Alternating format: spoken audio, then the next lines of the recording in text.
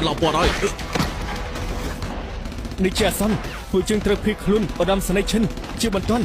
ពួកយើងអត់ថយ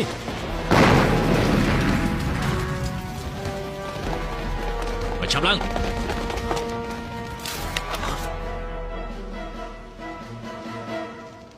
ម៉ែកងយើងធ្វើបានហើយល្ងងនេះមិនមែនជាមុខសញ្ញាយើងទេគេគិតខ្លួនហើយ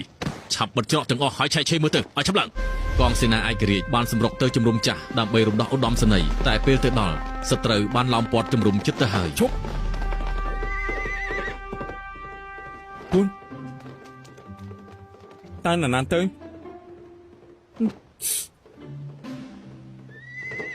អ្នកនាំសារគេអាចមានព័ត៌មានសំខាន់ខ្ញុំនឹងផ្ដួលគេជួយខ្ញុំ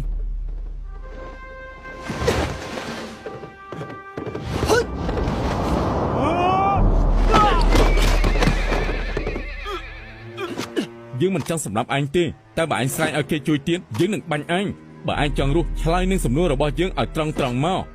តើឯងជិះសេះទៅណាវរៈស្នេហ៍ហងថាមេតបក្រហមបានរត់គេចហើយឲ្យបិទច្រកទាំងអស់ដើម្បីស្វែងរកគាត់ឲ្យកងសេនាតូច4ទៅចលងស៊ីខឹងដើម្បីកុំឲ្យពួកចៅអិតទេដើម្បីកុំឲ្យពួកលោកចាក់ចេញបានមើលទៅឧត្តមសេនីយ៍ឈិនមិនអីទេសំណាងណាយើងមកទាន់ទីនោះមានទាហានប្រមាណអ្នកមានកំភ្លើងធំដែរអត់ខ្ញុំមិនដឹងពីរឿងនេះទេខ្ញុំនិយាយមានមួយក្រុមហើយមានកំភ្លើងយន្តមើលទៅយើងត្រូវវាយឆ្មក់គេហើយ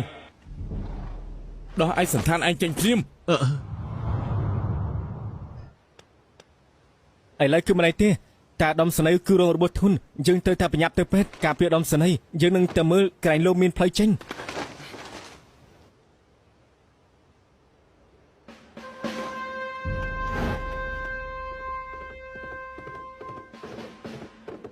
ឈប់សិនអ្នកណាគេខ្ញុំឈ្មោះស៊ីចៅជាអ្នកនាំសារចុះអ្នកនាំសារមុនទៅណារត់ចោលជួបាត់ហើយគេជាអ្នកស៊ើបការរបស់ទ័ពរំដោះមែនណាមិនអីទេវរៈស្នេហ៍ហងបញ្ជាថាឲ្យលោកដកទ័ពចេញពីទីនេះភ្លាមដកទ័ពឯងហេតុអីទៅនោះឲ្យកដាស់ពជាមក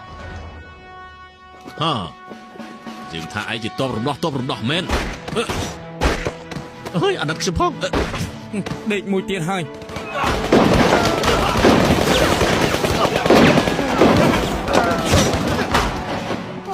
ចោះចាញ់ហើយ